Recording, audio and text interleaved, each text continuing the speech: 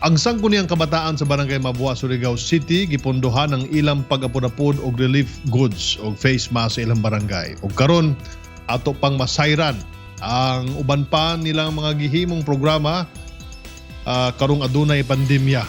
Atong makauban si sangguniang kabataan Barangay Mabua, Surigao City Chairman Martin de la Cruz. Mayong hapon kanimo, Martin. Mayong hapon, Secretary Martin Andanar. So, I'm very much blessed po for allowing me to be part of this sa Bisaya Gyud.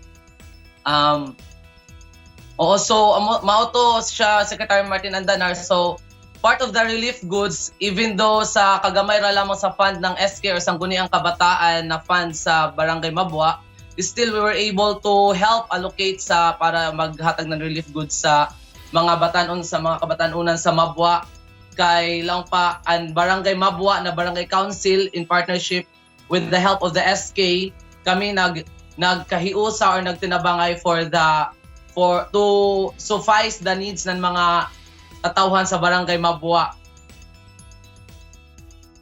Nakighiusa sab mo sa pag-maintenar sa inyong barangay karong istrikto nga gipatuman ng community quarantine. Kumusta man ang pagdawat ani sa mga kabatanunan ug unsa sad ang inyong mga nahimong programa aron dili sila laayan sa ilang mga balay?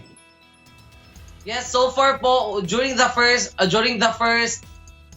week of the implementation of the curfew, it is really much difficult po because the youth of Barangay Mabua kay naglisod sila pag-adjust kay gabi lagi an ka-stricto, but as much as possible we are strict because we want to make our area na safe para sa mga tao. Pero after the following weeks murag naka-adjust na ang mga youth dito and also we need to strengthen the curfew para kay lagi ang mga batanon na age 21 below are one of the part of the vulnerable sectors.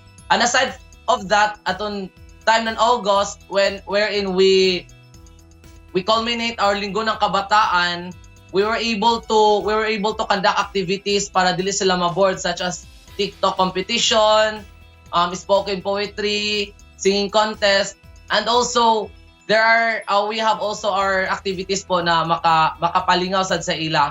And aside from which, sa pagkuan sad namo sa kumanlagi sa eskwela we have that Eskwela Tabangan program. An Eskwela Tabangan program, it is a way of searching for donors to give help sa elementary school ng Mabua, also sa Ipil National High School. Kay Ipil National High School kay ibang dira is ibang student dira kay mga youth or constituent ng Barangay Mabua. Nagtag-try namo tagdunan best ng Barangay Council ng Barangay Mabua para matabangan ang mga eskwelahan. And also we have our SK or Sangguni ng Katalinuhan, wherein it is a tutorial service po online kung sino ang nanginahanglan ng tabang sa ilang mga modules or sa ilang online class or modular class. We are willing to help po sa tagbuo pa nako na team as a graduate of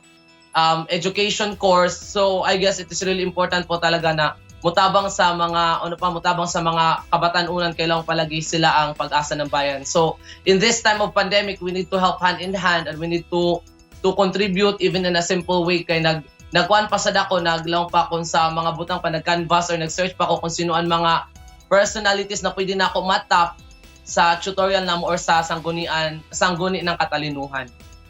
Maradyaw daw na project, Martin. Mangutanan ako kung kumusta ang linya ng communication, kumusta ang signal ng internet dito sa Ijo sa Mabua. Nakatawa gani ako hinuan Secretary Martin Andanar kay a while ago when we try to have when I try to join in this Skype po, naglisod ako kay ang signal gadget is very not that stable. Ato pagay nag-start na ng call, pag taod-taod is nawaya na pod, later on nawala na pod ang signal, which ang signal diri alagi is not stable gadyo karadyaw. Then aton sa dito kung kuan sad bisan hay sad sa kuan lagi the signal here, even whatever na telecommunication hinay jud siya, as in super amo sad isa sa problem sad sa mga youth or sa mga students ko man is the signal lagi sa internet, kay labi na ko man sa iban online class na sila, and others are also doing the modular. So even sa modular, they still need the internet sad access, kay mag-research sila para sa ila kuan, kailang pa sila ra kay may teacher ko man sa ila self or ila mga parents. O may imo mensahe sa isig kabatan-una nato diron sa Surigao City labi na sa Mabua?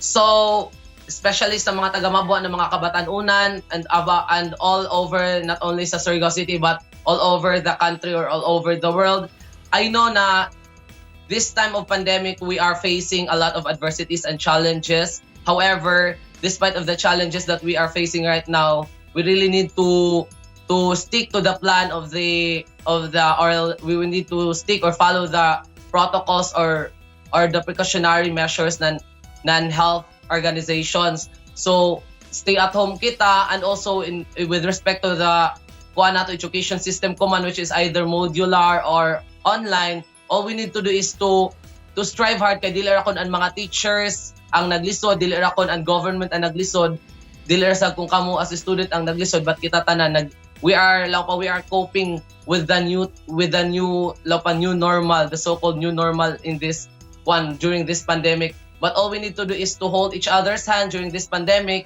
Let's help each other to overcome this adversity para puhon mawaya na si COVID, and everything will be will adjust na kita and ma-okay na kita tanan. So ma-plaster na kita tanan and will be okay. So hopefully you are safe there where you are right now, and God bless you all.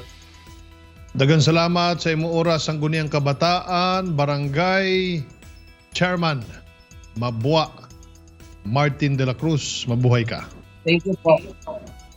Mga igsoon na akong Bisaya, sa atong pagbalik usa ka musikang orihinal na komposisyon sa bandang B-Drive Sessions PH gikan sa probinsya sa Bukidnon ang atong mapaminaw sa pagbalik na sa Bisaya Gyud. Don't go away.